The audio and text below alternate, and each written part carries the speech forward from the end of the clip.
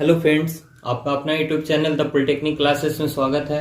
तो आज हम लोग वेव प्रोपगेशन में ट्रोपोस्फेरिक स्कैटरिंग के बारे में जानेंगे और ट्रोपोस्फेरिक स्कैटरिंग के द्वारा किस तरह से हमारा वेव प्रोपगेशन कंप्लीट हो पाता है उसके बारे में जानेंगे। तो चलिए आइए हम लोग जानते हैं ट्रोपोस्फेरिक स्कैटरिंग के बारे में।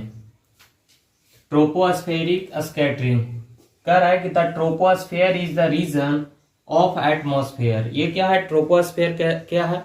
जिस तरह से आइनोस्फेयर क्या था, हमारा एटमॉस्फेयर का रीजन था, उसी तरह से ट्रोपोस्फेयर भी हमारा क्या है? तो एटमॉस्फेयर का रीजन है। ठीक है। This is the nearest region in the atmosphere from the earth surface.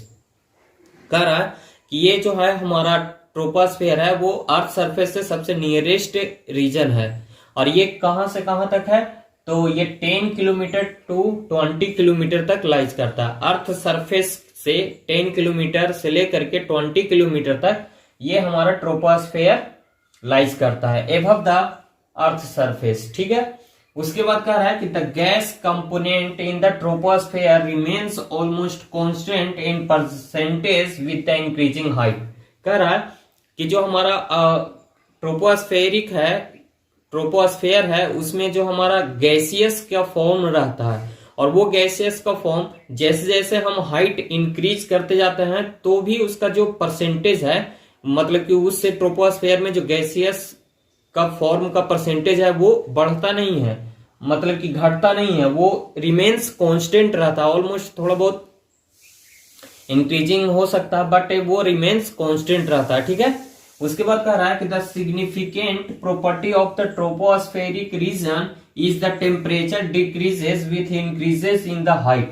कह रहा है कि इस ट्रोपोस्फेरिक प्रोपगेशन ट्रोपोस्फेयर का एक इंपॉर्टेंट प्रॉपर्टी है। क्या है कि इसमें जैसे जैसे हम हाइट ऊपर जाते हैं, जैसे ये 10 किलोमीटर से स्टार्ट होता है, उसके बाद 11, 12, तो इस तरह से जैसे जैसे हम ऊपर जाते हैं तो क्या होता है, इसका टेम्परेचर जो है वो डिक्रीज करते जाता है और लगभग अप्रोक्स 6.5 डिग्री सेल्सियस 1 किलोमीटर ऊपर जाने में इसका जो हमारा टेम्परेचर है वो डिक्रीज कर जाता है। ठीक है। As we know that in the upper part of the troposphere different gaseous atom are available whose size is computable for EM wave are diffracted। कह रहा है कि जो हमारा ट्रोपोस्फेयर का ऊपर वाला पार्ट है उसमें क्या है, डिफरेंट टाइप के गैसियस फॉर्म का है, जिसका साइज, मॉलिक्यूल्स का साइज इतना कंपेटेबल है, इस तरह का है कि वो क्या कर सके, इलेक्ट्रोमैग्नेटिक वेव को डिफ्रैक्ट कर सके, स्कैटरिंग का प्रोसेस कर सके। जैसे क्या होता है, किसी एटम पे पड़ता है तो वहां से वो रिफ्लेक्ट हो जाता है, स्कैटरिंग हो जाता है, प्रकीर्णन वगैरह ये सब होता है।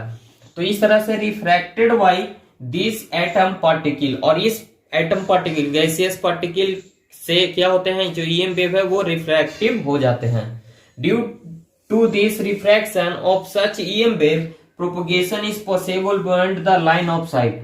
और इसी डिफ्रैक्शन के वजह से हमारा क्या होता है, तो ईएम वेव का प्रोपगेशन कंप्लीट हो पाता है इस लाइन ऑफ साइट के मदद से।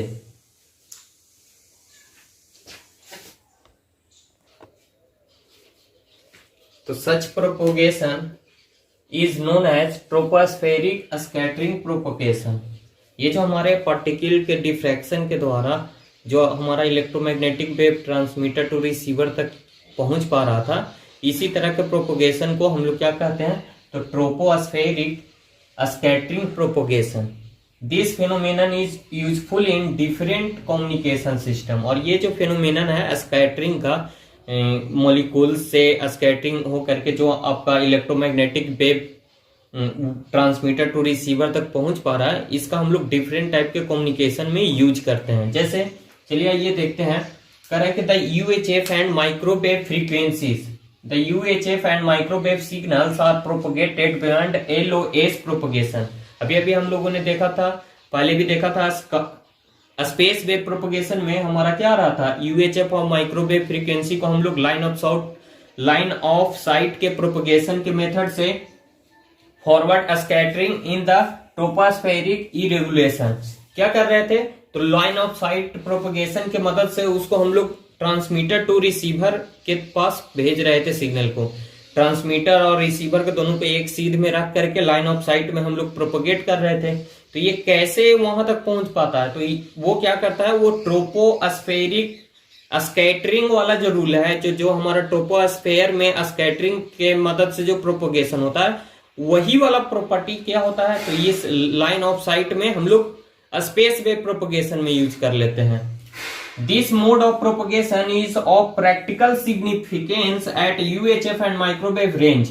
ये जो हमारा ट्रोपोस्फेरिक स्कैटरिंग का जो मेथड है वो हमारा कहाँ यूज हो रहा है, तो प्रैक्टिकल में देखा जाए तो हम लोग यूएचएफ और माइक्रोवेव सिग्नल्स को भेजने के लिए स्पेस वेव प्रोपोगेशन में इसी स्कैटरिंग वाला जो मेथड है वो यूज कर रहे हैं। This mode uses the property of the troposphere, hence it is also known as tropospheric scattering propagation। इसीलिए देखिए यहाँ पे जो हमारा स्काई वेव LOS के द्वारा जो हो रहा है उसमें हम लोग क्या यूज कर रहे हैं, तो स्कैटरिंग वाला प्रॉपर्टी यूज कर रहे थे। इसीलिए कभी कभी इसको हम लोग एक और नाम से क्या जानते हैं, तो इसी को हम लोग ट्रोपोस्फेरिक स्कैटरिंग प्रोपोगेशन के नाम से भी जानते हैं। तो इस तरह से हमारा ट्रोपोस्फेरिक स्कैटरिंग प्रोपोगेशन कंप्लीट हो गया। तो इस प्रोपोगेशन में हम लोग को एक फेडिंग इफेक्ट आ जाता है रिसीवर सिग्नल पे।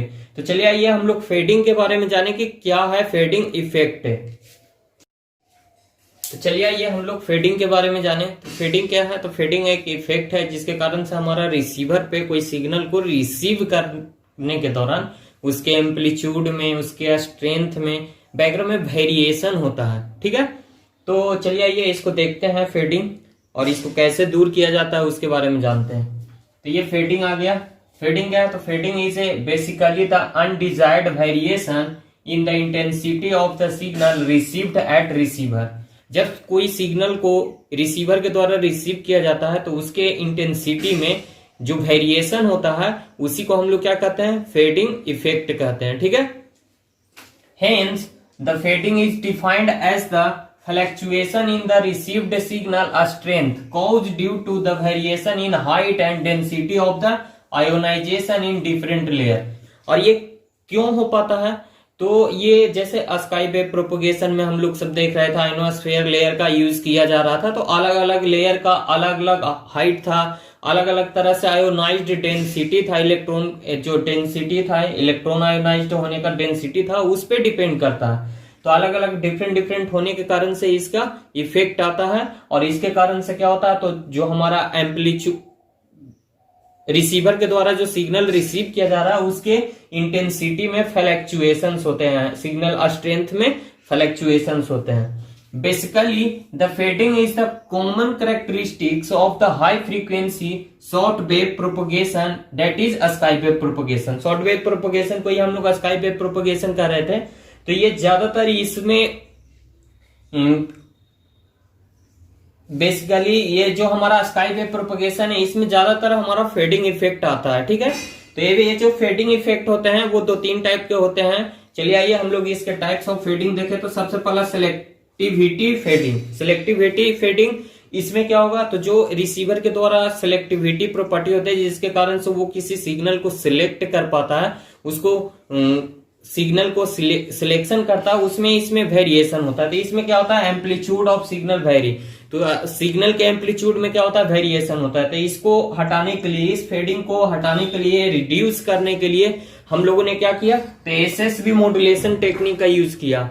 एसएसबी कहने का मतलब सिंगल साइड बैंड मॉड्यूलेटर के द्वारा, सिंगल साइड बैंड के द्वारा हम लोग फ्रीक्वेंसी भेजना स्टार्ट कर दिए। तो इस तरह से हमारा इसके द्वारा इसका रिड्यूस किया गया। उसके बाद है सेकेंड इंटरफेरेंस फेडिंग। इसमें क्या हो रहा था, तो जो हमारा सिग्नल का फ्रीक्वेंसी है उस फ्रीक्वेंसी के में अपर और लोअर रेज जो स्काई में है उनके द्वारा इसमें क्या हो रहा था, फेडिंग का इफेक्ट हो रहा था, उसके कारण से फेडिंग इफेक्ट आ रहा था। तो इस फेडिंग इफेक्ट को हटाने के लिए स्पेस डाइवर्सिटी का यूज किया गया। ठीक है, उसके बाद है हमारा एब्जॉर्प्शन फेडिंग। एब्जॉर्प्शन फेडिंग क्यों हो रहा था, तो हमारे जो आयनोस्फीयर लेयर में बहुत सारे एटम मटेरियल थे जो क्या कर रहे थे, जो इलेक्ट्रोमैग्नेटिक वेव है उसको एब्जॉर्प्शन कर रहे थे, जिसके कारण से उसमें लॉसेस हो रहा था। तो इसी कारण से हमारा क्या हो रहा था, ट्रांसमिटिंग मीडियम में जो एब्जॉर्प्शन हो जा रहा था, जिसके कारण से इसके एम्पलीट्यूड वेरिएशन में, इंटेंसिटी में, सिग्नल के इंटेंसिटी में वेरिएशन आ रहा था। तो इसको हो गया ये अब्जॉर्प्शन फेडिंग। उसके बाद है स्कीप फेडिंग। स्कीप फेडिंग कब हो रहा था, तो जो हमारा signal transmitter to receiver send किया जा रहा था, तो इसके बीच का जो डिस्टेंस था उसको हम लोग क्या कह रहे थे, स्कीप डिस्टेंस। तो इस स्कीप डिस्टेंस वाले पॉइंट के नजदीक में अगर कोई रिसीवर लगा हुआ है, तो उस रिसीवर पे क्या आ रहा था, हमारा स्कीप फेडिंग इफेक्ट आ रहा था, जिसके कारण से इसको हम लोग, ये क्यों आ रहा था, तो due to variation in layer, जो हमारा आइनोस्फीयर लेयर था उसमें वेरिएशन के कारण आ रहा था। फिर इलेक्ट्रॉन डेंसिटी अलग अलग हो रहा था, जिसके कारण से ऐसा हो रहा था। और इसको कंट्रोल करने के लिए, स्कीप फेडिंग को कंट्रोल करने के लिए हम लोग किसका यूज करते हैं, तो एवीसी और एजीसी। एवीसी क्या है, तो ऑटोमेटिक वोल्टेज कंट्रोल, वोल्टेज का है automatic volume control, and AGC है ऑटोमेटिक गेन कंट्रोल। तो इस तरह से हम लोगों ने फेडिंग को जाना। तो हम लोगों ने इस वेव प्रोपोगेशन वाले चैप्टर में हम लोगों ने शुरू से देखा जाए तो mode of wave propagation, sky wave, space wave और ग्राउंड वेव के बारे में जाना। उसके बाद हम लोगों ने आइनोस्फेरिक प्रोपोगेशन के बारे में जाना। आइनोस्फेयर में आइनोस्फेयर का स्ट्रक्चर DEF लेयर के बारे में जाने। और फिर उसके बाद हम लोगों ने जाना LOS के बारे में, स्पेस वेव में LOS लाइन ऑफ साइट के बारे में। उसके बाद उसका रेंज निकालने के लिए जाने। तो ये सारे जितने भी अभी तक हम लोगों ने वेव प्रोपोगेशन में पढ़ा, जितना भी मैंने बताया, वो सारा आपका VVI क्वेश्चंस है, उसी का आंसर है। आप लोग प्रीवियस ईयर के क्वेश्चन निकाल करके देख सकते हैं। A to Z टॉपिक आपको वहां पे मिल जाएगा। तो इसको आप लोग अच्छे से कंप्लीट कर लीजिएगा, जैसे maximum usable frequency, virtual height वाला, फिर उसके बाद आपका यूजेबल फ्रीक्वेंसी, क्रिटिकल फ्रीक्वेंसी, इन दोनों के बीच का रिलेशन। तो ये सारे टॉपिक्स आपके इंपॉर्टेंट है, जैसे ट्रोपोस्फेरिक स्कैटरिंग हो गया, फिर ये फेडिंग हो गया। तो ये सारे टॉपिक आपके इंपॉर्टेंट है 6th सेम के लिए भी और 5th सेम के लिए भी। तो आप लोग ध्यान दे करके इसको जरूर 1-2 बार प्रैक्टिस कर लीजिएगा, तो ये आप लोग को याद हो जाएगा और समझ में आ जाएगा। और जब समझ में ना आए तो वीडियो को बार बार देखिए। और मैं तो पहले भी कहता हूं कि समझ में ना आए तो कमेंट करिए, मैं आप लोग को कोशिश करूंगा कि समझा पाऊं। तो ठीक है, आप लोग को ये वीडियो कैसा लगा। तो इस तरह से हम लोगों ने 6th सेम, ये जो हमारा वेव प्रोपोगेशन था, वेव प्रोपोगेशन का टॉपिक समाप्त हो गया, ये यूनिट समाप्त हो गया। तो अब चलेंगे हम लोग नए टॉपिक के साथ, आएंगे, मिलेंगे अगले वीडियो में। तो बने रहिए द पॉलिटेक्निक क्लासेस के साथ, और वीडियो को लाइक, सब्सक्राइब एंड शेयर जरूर कीजिए।